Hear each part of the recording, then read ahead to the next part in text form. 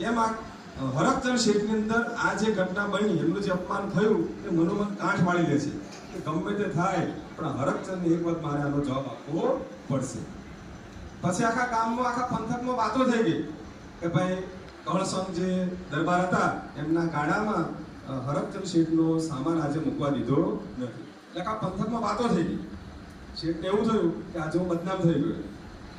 આખા ગામમાં, મોહલ્લામાં, બજારમાં બધી વાતો થઈ. હવે થયું એવું કે થોડાક જ સમય પછી આ જે કળસંગ દરબાર હતા એમના પિતાજી ગુજરી ગયા, એટલે મૃત્યુ પામ્યા. આ જે ગામ હતું, આ ગામની અંદર ઉજ્જળ ગામમાં એરંડો ફરવાની એવી પરિસ્થિતિ હતી. ગામમાં બધા અંગૂઠા છાપ. કેવા અંગૂઠા છાપ ખબર છે કે નહીં ખબર? અંગૂઠા છાપ એટલે જેને સહી કરતા ના આવડે, લખતા ના આવડે, સાક્ષરી જ્ઞાન ના હોય, અંગૂઠા છાપ કહેવાય. તો ગામમાં કોઈ બીજો કોઈ ભણેલો માણસ મળે નહીં. એકમાત્ર ભણેલા ગણેલા માણસ એ આ હરકચંદ શેઠ.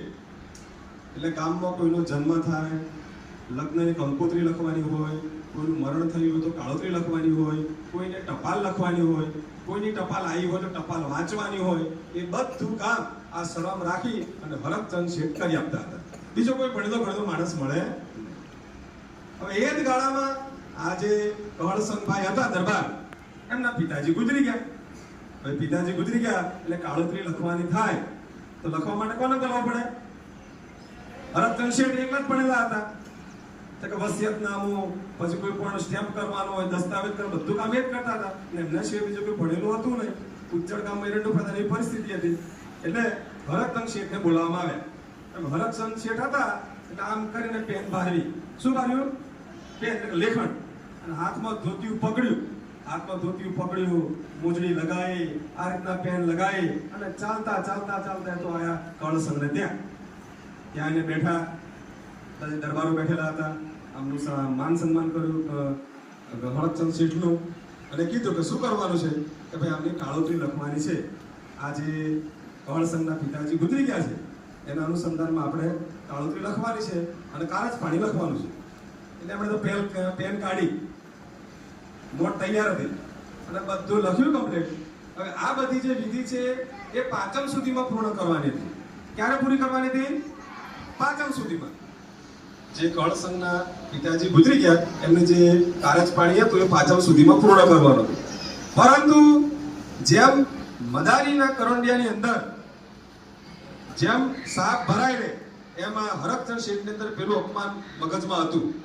એટલે એમણે તો જે કાળોતરી લખવાની હતી, કારજ પાણી લખવાનું હતું, એમાં એક કાગળમાં લખ્યું પાંચમ, બીજા કાગળમાં લખ્યું છઠ, ત્રીજા કાગળમાં લખ્યું સાતમ, ત્યાર પછીના કાગળમાં લખ્યું આઠમ, નોમ, દસમ, અગિયારસ, બારસ. એટલે જે કામ 5 દિવસમાં પૂર્ણ કરવાનું હતું કારજ પાણીનું, 10મું, 12મું, 13મું જે વિધિ પૂરી કરવાની હતી એ વિધિ ચાલી આગલા 7 દિવસ સુધી. કેટલા દિવસ સુધી? 7 દિવસ સુધી. બધા સગા સંબંધીઓમાં કાગળો આપી દીધા કાળોતરીના. એટલે અમુક સગા સંબંધીઓ પાંચમના દિવસ આવ્યા, અમુક છઠના દિવસ આવ્યા, અમુક સાતમના દિવસ આવ્યા. એટલે આ આખો પ્રોગ્રામ 7 દિવસ સુધી ચાલ્યો. કેટલા દિવસ સુધી? એટલે જે કળસંગ જે દરબાર હતા એ તો ખર્ચો કરીને થાકી ગયા. હવે આ કામ કેમ છે કે આપણે તો 1 તારીખ ને 1 તિથિ રાખેલી, તો આટલા બધા માણસો વારાફરતી આવે છે, કારણ શું છે? એટલે આ પ્રશ્નો ઉભો થયો એટલે કુટુંબના બધા માણસો ભેગા થયા અને એમને અંદર ચર્ચા કરી કે ભાઈ આ કાળોતરી લખનાર કોણ હતું? કે ભાઈ હરકચંદ શેઠ હતા. તો અંદર વાત થઈ કે એ તો ડાયું માણસ છે, વાણિયાભાઈ તો આવી કોઈ ભૂલ કરે નહીં, કે આવું કોઈને ફસાવે પણ નહીં. પણ કેમ આટલું બધું ચાલ્યું? એ જ વખતે કળસંગ કહે છે કે આ તો આપણે ખમતીદાર હતા, કે આપણા પ્રસંગને સાચવી લઈએ કે પહોંચી વળીએ એવા હતા. જો કોઈ ગરીબ હોય અને એના 7 દિવસ સુધી આવો પ્રોગ્રામ કરવાનો થાય તો શું કરે? મતલબ એને કદાચ એકાદ ખેતર પણ વેચવાનો વારો આવે. તો એટલામાં ખેડૂત મોકલ્યું હરકચંદ શેઠને ત્યાં કે હરકચંદ શેઠ આવો, તમને કે ત્યાં બોલાવવામાં આવે છે. તો ઘણા બધા વડીલો બેઠા હતા અને એ જ વખતે વાત નીકળી કે ભાઈ આપણે પાંચમનું આ કારજ પાણી રાખ્યું હતું તો છેક 12 સુધી એટલે આગલા 7 દિવસ સુધી કેમ ચાલ્યું?